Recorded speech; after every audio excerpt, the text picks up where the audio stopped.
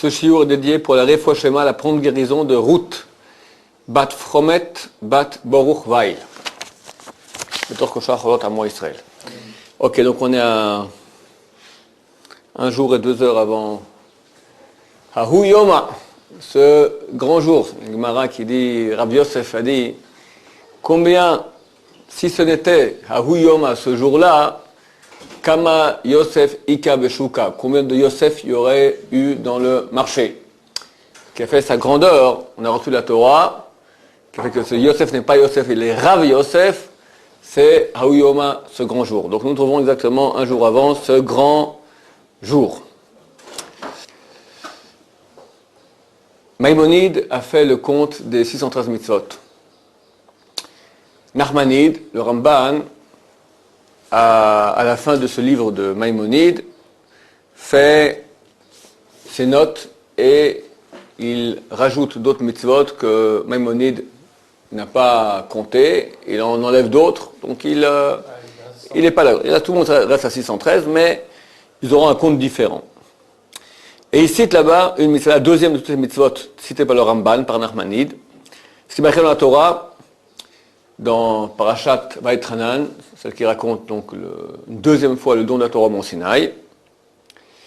Ishamer lecha. Ishamer lecha, c'est une mitzvah lo ta'aseh. Ishamer lecha. Je crois que c'est marqué Ishamer. Pen ou al dans la Torah, c'est ne pas. Fais attention, c'est ne pas. C'est une loi négative. Hishamer lecha, fais attention. Ushmor nafshecha, mitzvah positive, et fais attention de ne pas oublier, et fais attention de te souvenir. Donc c'est une loi négative et une positive. Mais od, très, pen tishkar tedvarim asher ra'u enecha. De ne pas oublier les choses qu'ont vu tes yeux. Ou pen yasuru milvavecha, c'est encore une peine, c'est aussi une négative, que ces choses-là ne quittent pas ton cœur, kol yemechayecha, tous les jours de ta vie. Vodatam, mitzvah positive encore supplémentaire, vodatam, tu enseigneras cela, levanecha, à tes enfants, vlivnevanecha, à tes petits-enfants, quoi? Yom asher amata lifne Hashem Elohecha bechorev. Le jour où tu t'es tenu debout devant Dieu, devant l'Éternel ton Dieu, bechorev, au mont Sinaï. Je vais faire un cours dont la majorité des choses sont de la Torah du Rav Moshe Shapira, un des grands rabbanim ici en Israël, des choses dans Hashem profondes et belles. Donc, on a une loi marquée noir sur blanc dans la Torah qui nous interdit d'oublier, elle nous enjoint d'enseigner à nos enfants ce qu'on a vu au Mont Sinaï. Qu'est-ce qu'il y a de si grand là-dedans? Il va expliquer le Ramban. En 2 mots, je ne vais pas lire dans les mots, il dit comme ça. Si on avait su la véracité de notre Torah par le biais d'un prophète, Moshe vient, et Moshe a fait des grands miracles. Donc nous croyons en lui, que c'est un envoyé de Dieu, et on le croit sur toutes les paroles de Torah qu'il nous communique. Si un beau jour, un autre prophète serait venu, aurait fait aussi des miracles, on aurait été bien embêtés. Ou bien le deuxième sera meilleur que le premier, ou à égalité, mais dans tous les cas, on aura un doute. Bon, Moshe a fait des miracles, d'ailleurs moi j'ai été passé mes ancêtres il y a quelques milliers d'années, aujourd'hui il fait des miracles, peut-être que, comme d'ailleurs il y en a un qui a fait il y a 2000 ans, il a fait des miracles et hop, il a dit, Dieu a rompu l'alliance avec vous, il a conclu avec nous. D'accord, ça arrive ce genre de choses. La Torah le dit d'ailleurs. Pour parler à ce problème, que fait la Torah? Elle dit, écoute, c'est pas un prophète que je t'ai envoyé, c'est moi-même Dieu qui me suis dévoilé. Maintenant, qui me dit que, effectivement, ça a eu lieu, que Dieu s'est dévoilé au Mont Sinaï? J'y étais pas. Ramban dit que l'on anchil shaker levaneno. Nous n'allons pas enseigner un mensonge à nos enfants. Effectivement, dans un cours autre que j'ai donné un cours sur la preuve, d'accord. Effectivement, il est très très dur de croire que tout à coup, tous les papas du peuple juif simultanément se mettent à raconter des bobards à leurs enfants. C'est dur à croire. Néanmoins, on voit beaucoup de gens, beaucoup de religions, où les parents racontent des bobards à leurs enfants. Ça manque pas. On peut dire que le monde est bourré, rien que de ça. Alors comment se fait-il que le Ramban ici, qui connaît le monde, c'est pas un type qui vient de naître, il nous dit, nous avons une certitude, comme quoi Dieu s'est dévoilé au mont Sinaï. C'est pas un prophète qui fait des miracles, c'est Dieu lui-même. Et nous savons que vraiment c'est Dieu qui s'est dévoilé parce que les enfants, les parents ne vont pas mentir à leurs enfants.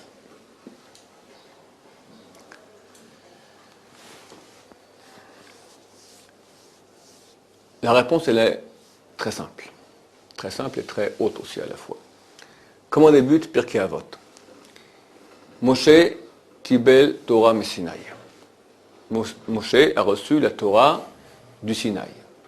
Umesara Yoshua l'a transmise à Yoshua. Umesara la Zkenim, Yoshua l'a transmise aux Zkenim, aux anciens, Zkenim, etc., aux Nevi'im, aux prophètes, et de génération en génération. Tous les commentateurs, y compris le Maharal, va beaucoup en parler. Il dit, ça veut dire quoi? Moshe a reçu la Torah du Sinaï. Il a reçu la Torah de Dieu au mont Sinaï. Le Sinaï, c'est l'endroit. Mais le transmetteur de cette Torah, c'est Dieu. Ils disent non. Lorsque nous disons que Moshe a reçu la Torah mi-Sinaï de Sinaï, on parle d'un événement qui s'appelle Torah mi-Sinaï. Qu'à ce moment-là, s'est passé une chose tellement grande. Cette chose grande, elle est transmise. Ça veut dire, il ne faut pas lire Moshe a reçu la Torah du Sinaï, ça veut dire de Dieu au mont Sinaï. Non, il a reçu la Torah de Sinaï. La Torah de Sinaï. Pas la Torah au mont Sinaï. Il a reçu une sorte de chose qui s'appelle la Torah de Sinaï. Ça veut dire que la façon que la Torah a été donnée au mont Sinaï, il y a une chose tellement extraordinaire. Cette chose extraordinaire a été donnée à Moïse, et Moïse a transmise ce Torah mi-Sinaï. Cette chose extraordinaire du don de la Torah au mont Sinaï a été redonnée aussi de Moïse à Yoshua. Yoshua a donné de nouveau cette extraordinaire chose de Torah mi-Sinaï aux Zkenim. Et nous enseignons à nos enfants cette même chose extraordinaire qui s'appelle Torah mi-Sinaï, la Torah de Sinaï.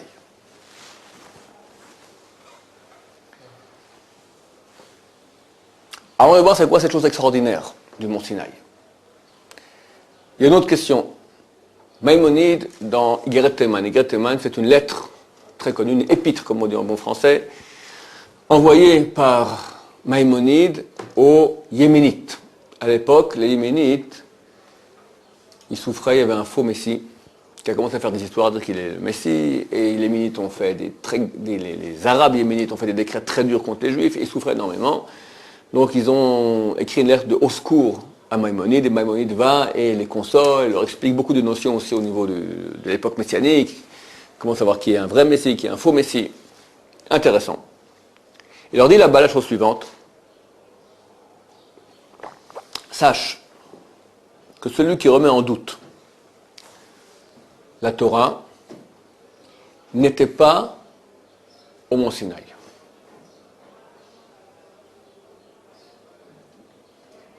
La question que tout le monde pose, personne de nous était au mont Sinaï.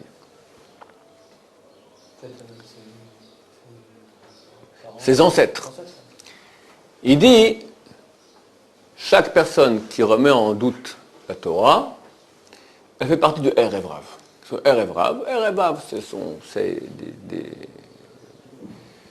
Égyptiens qui ont quitté l'Égypte avec Moshe Rabbeinu. Moshe Rabbeinu les a pris, les a convertis, et les a sortis d'Égypte aussi. Ils sont sortis avec le peuple juif. Mais, lorsqu'il y a eu le don de la Torah au mont Sinaï, ils étaient à l'extérieur, ils n'étaient pas dedans. Ils n'étaient pas dans ce événement extraordinaire, à l'extérieur. Alors dit le Rambam, Maïmonide, sache, quelqu'un qui aujourd'hui remet en doute la Torah, ne fait pas partie des Juifs qui étaient à l'intérieur, qui ont vécu Ma'amad Har Sinaï, il était à l'extérieur, c'est partie du Erev Rav. Comprenez-moi bien, le Erev Rav, ce sont des Juifs à part entière. Il y a des non-Juifs dans le monde, il y a des Juifs. Il n'y a pas de demi-mesure. Ou tu es complètement juif, ou tu n'es complètement pas juif. Des fois, les personnes, on ne sait pas s'il est juif, parce que peut-être il a été mal converti, il a un doute, oui, non, on ne connaît pas ses origines. Nous, on ne sait pas. Mais la réalité de son neshama, ou il est juif, ou il n'est pas juif.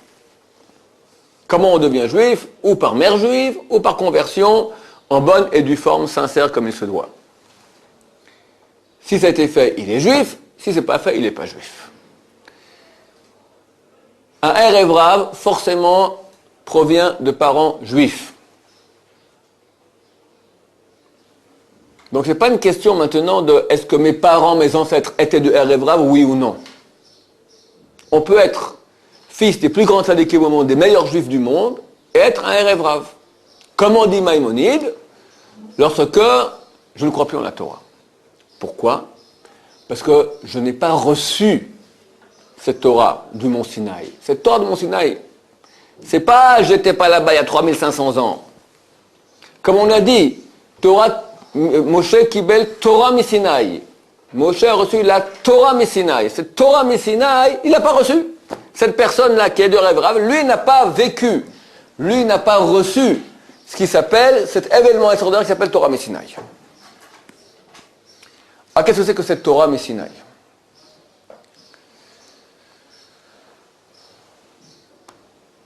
Qu'on reçoit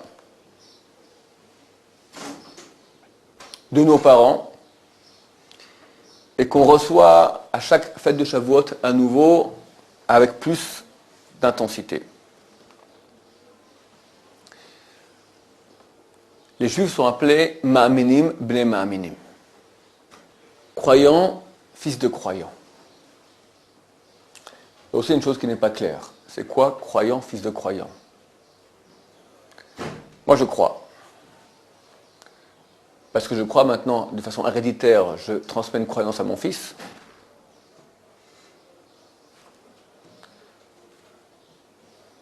Tu peux avoir un croyant, fils d'un croyant. Tu peux avoir un incroyant, fils de croyant. Tu peux avoir un incroyant, fils d'un croyant, un croyant, fils de croyant. Mais c'est pas, il n'y a pas de relation de cause à effet, parce que le père était croyant, que le fils va être croyant aussi. Alors on nous appelle de nouveau croyant, fils de croyant. Ça veut dire que de façon héréditaire, quelque part, il y a la croyance qui passe. Dans les gènes, ça n'existe pas. Alors qu'est-ce qui se passe? C'est exactement ce point-là que je veux analyser.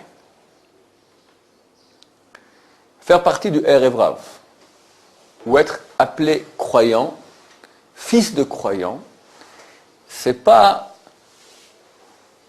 une notion héréditaire, c'est une notion de choix personnel.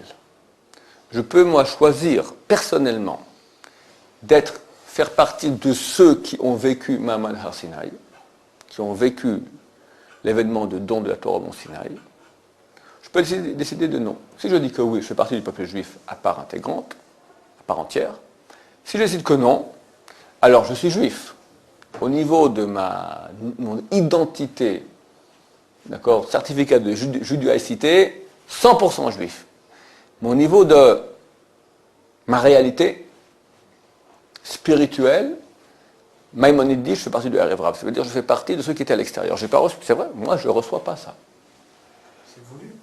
C'est voulu. Si c'est voulu, comment je peux... Voulu par moi. Oui. Voulu par moi, absolument. Je peux, moi, par ma volonté, décider que je fais partie ou je ne fais pas partie. On va parler tout de suite comment, qui, quoi. De même, Ma'amin bel Ma'amin, ça veut dire j'ai reçu en potentialité de mes parents une possibilité de faire partie du Mont Sinaï, de Torah Misinaï. Je peux accepter cela, le prendre sur moi, le cultiver, le développer. Je peux au contraire l'annihiler, l'atrophier, l'annuler. Qu'est-ce qui s'est passé au Mont Sinaï?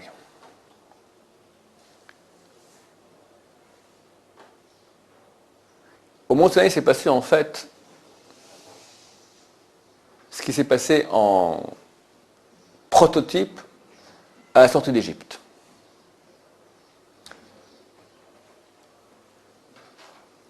L'Égypte, dit le Zohar, est appelée Mitzrayim. Le Zohar dit, c'est quoi Mitzrayim? Metzer Yam.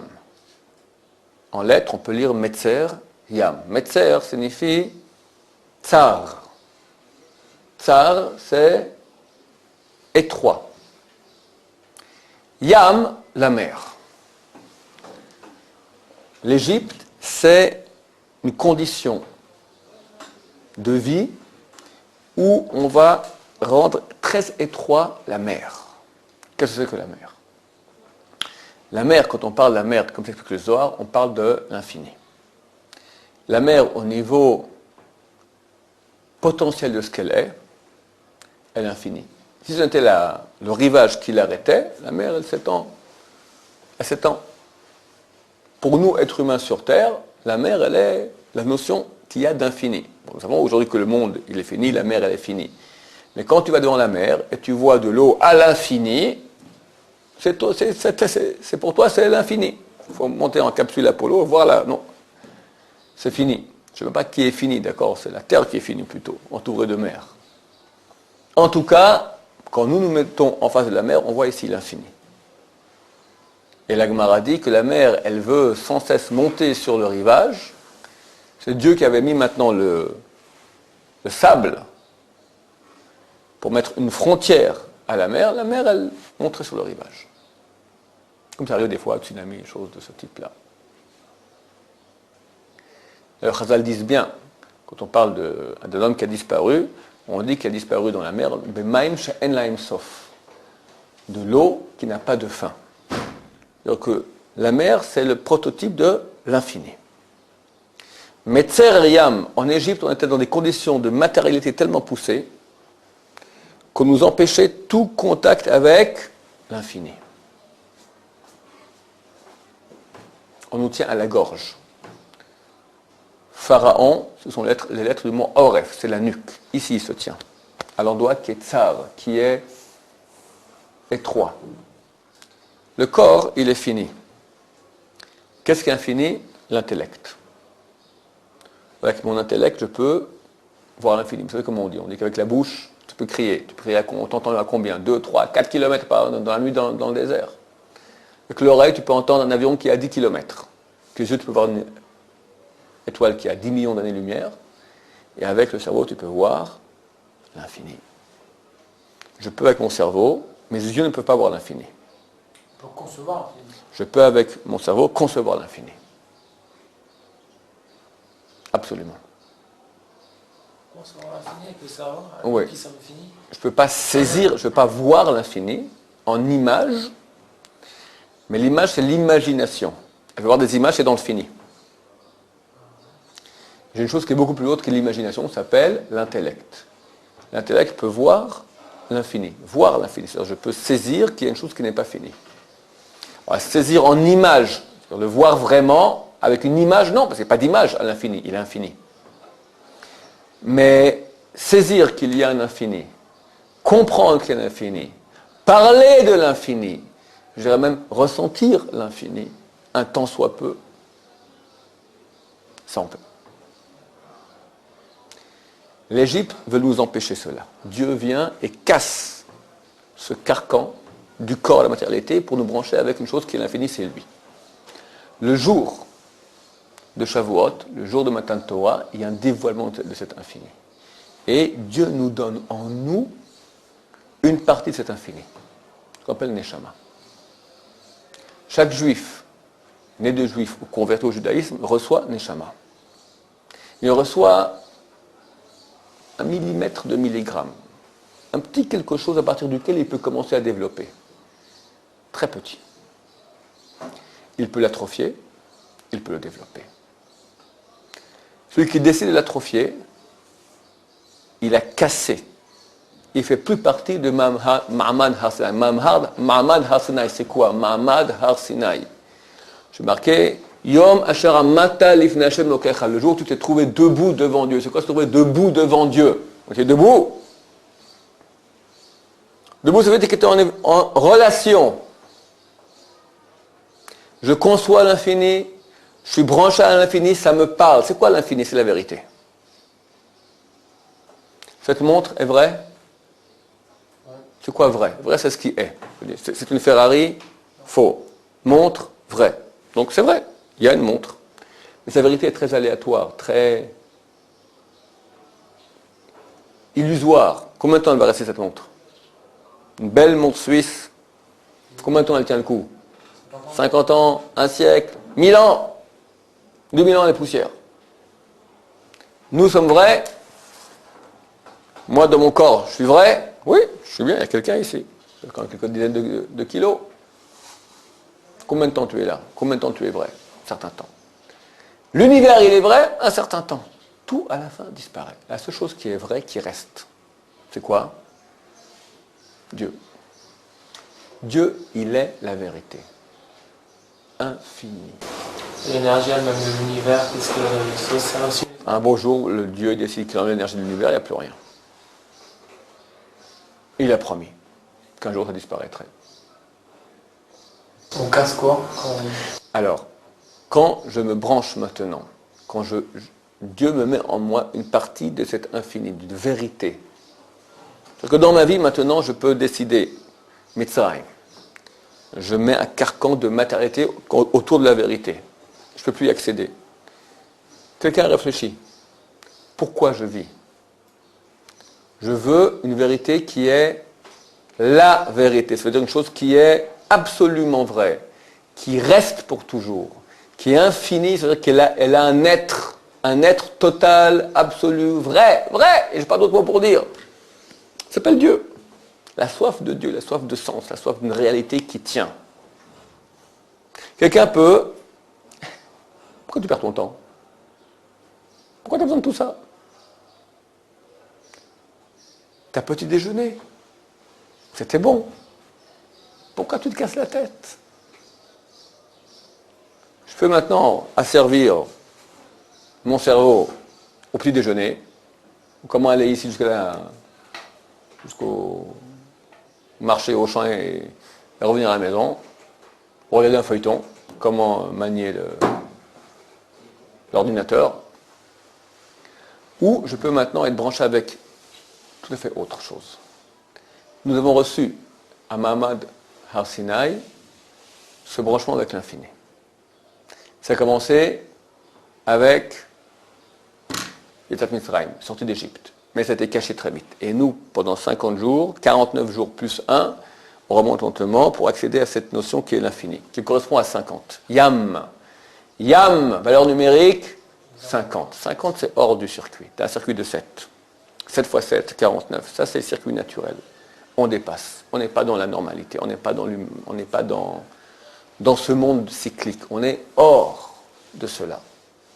Celui qui refuse de reconnaître le pourquoi profond, qu'il est branché avec une chose qui est au-delà, sa réalité, notre réalité, elle est autre que ce monde petit fini de Mitzrayim, de matérialité, il n'est pas de Har, il n'était pas, il ne veut, c'est pas, il refuse dans sa propre, bien que ses parents, oui, peut-être étaient des très bons juifs. Lui refuse Mahamad Har Sinai, le Torah mi-Sinaï.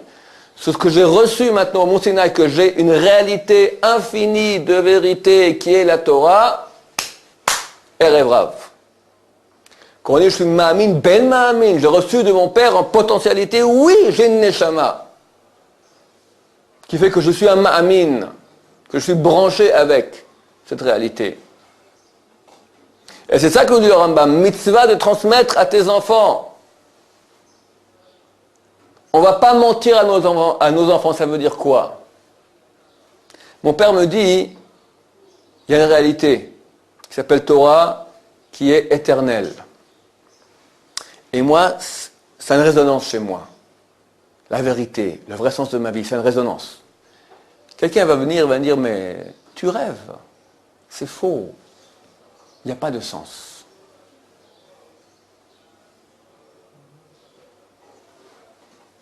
Est-ce que quelqu'un peut maintenant venir me dire une chose pareille, je vais le croire? Le Ramban dit, quand tu vas transmettre à tes enfants la vraie réalité de sens, alors forcément ça continue. Forcément, il entend quelque chose. Ce n'est pas une chose qui est mensongère. Les pères ne racontent pas un mensonge à leurs enfants. Mais on voit que beaucoup de pères racontent, oui, des mensonges à leurs enfants. Là, il me transmet une chose qui est tellement vraie. Personne ne peut venir dire que c'est un mensonge. Je comprends que je n'ai pas une réalité qui s'arrête à l'animal que je suis, qui sait comment maintenant me débrouiller pour manger mon petit déjeuner et allumer ma télévision. Il y a un sens, j'ai soif d'éternité, j'ai soif de sang, j'ai soif de vérité, j'ai soif de ce qui va rester pour l'éternité de Dieu. Ça, quelqu'un vient et me dit, mais il n'y a rien. Quoi, il n'y a rien? Quoi, il n'y a rien? Quand on me dit vérité, oui, c'est une résonance en moi. C'est ma réalité. Quand on me dit ça n'a rien, dit que je n'existe pas. Ça n'a aucun poids. On ne peut pas venir et casser ça. On ne peut pas venir et casser ça, à moins que moi je veuille. Moi je dis ok, ça ne m'intéresse pas. Le petit déjeuner est trop bon. D'accord, le feuilleton à la télévision est trop intéressant. Ou les filles c'est trop chouette, d'accord, chacun avec son degré. Ok, t'es libre. Mais on t'a donné une fois ce message, tu l'as reçu. Et qui dit que nous sommes assez... que nous avons cette résonance pour avoir ça? C'est-à-dire, d'accord, on sent quelque chose, mais peut-être que nous ne sommes pas... C'est-à-dire, qui dit que c'est vrai? C'est-à-dire, même s'il y a une résonance en soi, qui dit que nous sommes des baromètres avec lesquels nous pouvons mesurer si c'est la vérité ou pas? Même si ça a une résonance, peut-être que ça ne veut rien dire. Bah, part. Il n'y a plus rien. Il n'y a pas Dieu, il n'y a pas la Torah, il n'y a pas un sens, il n'y a pas de sens. Il y a des lièvres. Il y a des lièvres. Lièvres, peut-être des lièvres hommes. D'accord? Des lapins, des rien. On fait des enfants, on fait des familles de lièvres, tout ça, on meurt. Il y a des chasseurs, des méchants chasseurs, il y a des loups. Il y a des... C'est bon. Qu'est-ce que tu dis? C'est triste. C'est triste. Mais peut-être c'est ça. Qu'est-ce que tu réponds? Je suis pas son trip. Bon, on cherche, enfin... Cherche. Voilà. Il n'y a pas 40 000 solutions. Tu as le monde animal, les lièvres, tu as les lièvres, mais les sangliers, tu as les sangliers, tu as les ânes, tu as les chevaux, tout ça. C'est le monde, d'accord. Puis tu as autre chose. Non, il y a un sens. Quelqu'un qui dit qu'il n'y a pas de sens, qu'est-ce que tu lui réponds?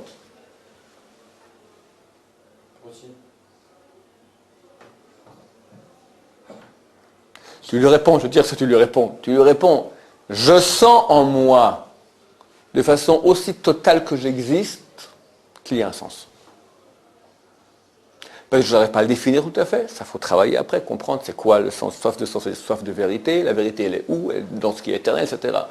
Mais me dire que je vis pour rien, que je suis un lièvre et c'est tout, incapable.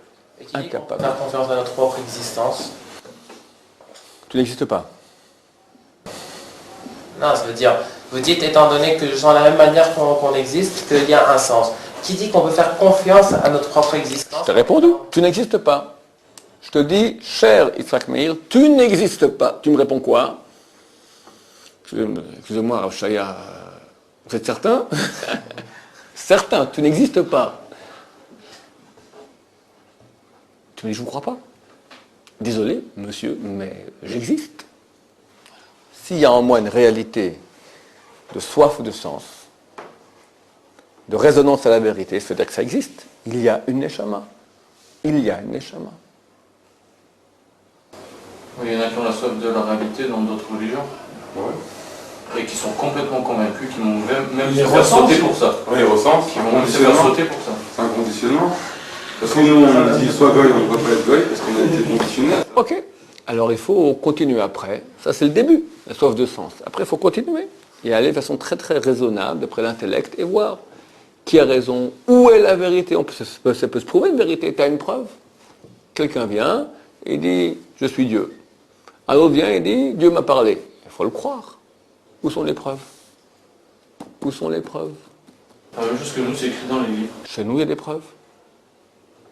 Chez nous il y a des preuves. Il y a beaucoup de preuves. Les preuves scientifiques, les preuves des prophéties, l'histoire de notre peuple, tout ce qui est marqué à l'avance, ce que nous vivons tous les jours. Il y a des preuves très claires. Le début, c'est vrai, tu as un clic qui recherche, mais après, il faut le cultiver. Cultiver et aller être extrêmement vrai. Tu peux arriver qu'à une seule solution. Il n'y a pas deux vérités. Pas possible. Pas possible. Parce que est vrai ce qui est réel. Or, il n'y a pas deux réalités. Tu n'as pas à la fois un Dieu des Juifs, à la fois un Dieu des Arabes, à la fois un Dieu des chrétiens.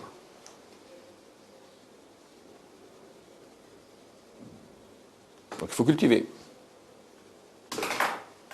Alors évidemment, quand nous disons que nous donnons à nos enfants plus, c'est plus que cela après. On va donner tout le... On est censé leur donner en tout cas tout le... la dimension thoraïque qu'on est branché avec cet infini. En fait, Torah Sinaï, ça veut dire qu'Hachem, au Mahamad Sinaï, il a comme placé dans notre être, l'être du juif, une sorte d'antenne sensible à l'infini. Qui s'appelle la Neshama. Et que chacun, enfin dans n'importe quelle génération, il l'a toujours. Et que quand il cherche à l'activer, ben, il saura faire automatiquement la différence entre ce qui est vrai et faux. Absolument. Parce qu'il se connecte au vrai. Absolument. Ce qui s'appelle Neshama. La Neshama, elle fonctionne d'après les critères vrai-faux. Et quand elle sent vrai, elle dit vrai, elle voit vrai, c'est juste. Faux, ça n'existe pas. C'était quoi alors le nom de la Torah? Pardon? On était quoi le nom de la Torah? On n'avait pas de Neshamot, on n'était pas vrai, On était en Mitzrayim.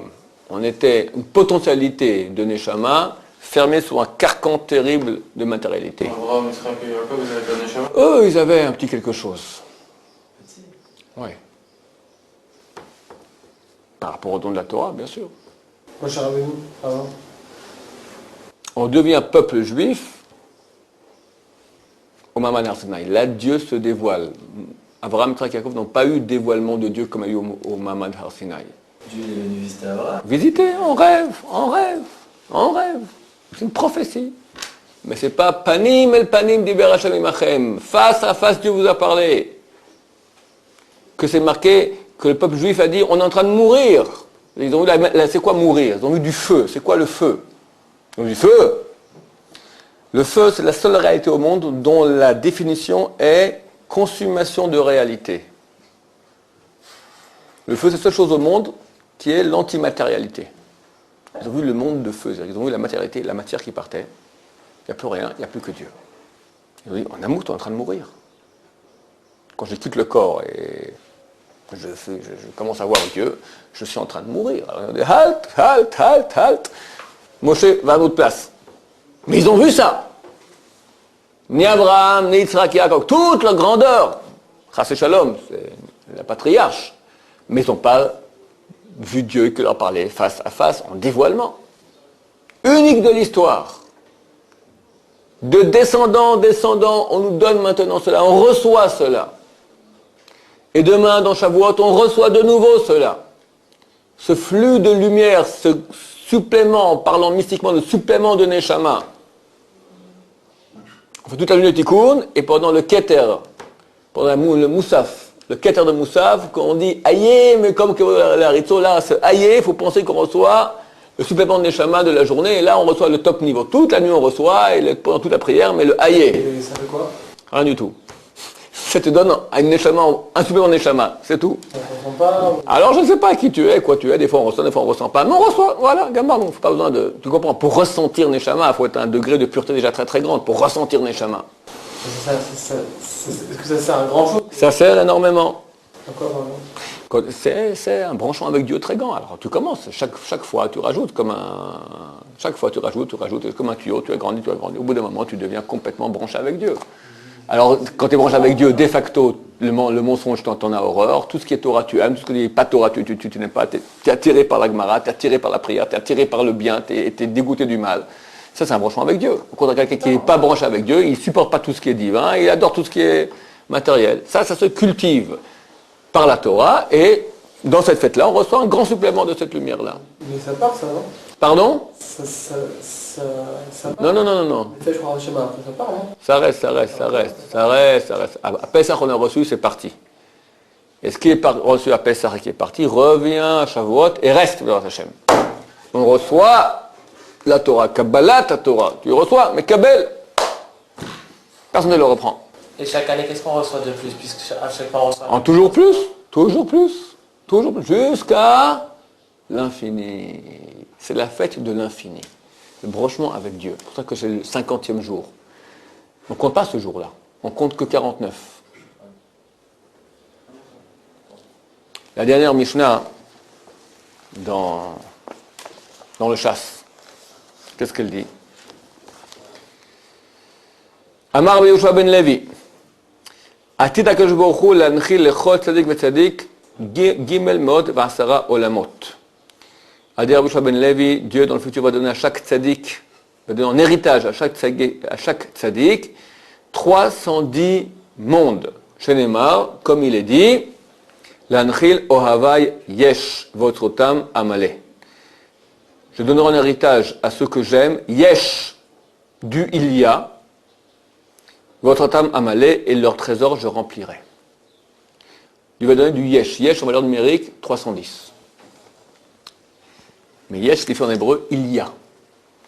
Valeur numérique, 310. C'est quoi ce 310? C'est quoi ce il y a? Qu'est-ce que c'est que du yesh? Alors Rabbi Shimon Bar Yochai, dans le Tikkuné Zohar, pose la question. Dans Zohar Hadash, pose la question. Qu'est-ce que c'est que yesh? Qu'est-ce que c'est que du il y a? Il répond une réponse très bizarre. Il dit, c'est Shmitot et Yovlot. La Shemitah et le Yovel. Shemitah, c'est un cycle de 7. Et 7 fois 7, Shemitah, année de Jacher. C'est l'année de Jacher, la 7e année. Après 7 fois 7 cycles de 7 ans de Jacher, il y a la 50e année, c'est le Yovel. Et entre parenthèses, c'est la rachetée vote de Yesh. Yesh, c'est Yovel. Shin, c'est Shemitah. Alors, quel est le secret de cette chose-là? C'est ça qui va nous donner maintenant Shemitah et Yovel. Ça veut dire que il y a ici, nous sommes en devenir, il y a un cycle, nous sommes en devenir. Ça, c'est 7. Pour arriver à l'anchil, un héritage. Cet héritage, il est du domaine du au-delà de 7. Du 50e, ça veut dire hors du temps, hors de la réalité physique, métaphysique. Infini. Infini. Dieu veut nous donner à la fin du yesh, du il y a. Qu'est-ce qu'il y a? La montre, il y a un certain temps. Le monde, il y a un certain temps. Qu'est-ce qu'il y a? Il y a l'infini. C'est ce qui est. C'est la seule chose qui est. Ce que dit la physique aujourd'hui. La physique dit aujourd'hui, tout en mouvement. Il n'y a pas une réalité qui s'est. Il n'y a pas du il y a. Le seul il y a, c'est Dieu. Ce mouvement infini, le mouvement infini. Infini. À la fin des temps, chacun de nous recevra ce il y a, ce infini. Mais on le reçoit déjà un peu dans ce monde-ci. Quand le 50e jour, c'est en petit. On a compté 7 fois 7. 50e jour, on reçoit le il y a infini. Baruch Hashem, que Dieu nous donne beaucoup de il y a. Amen, amen.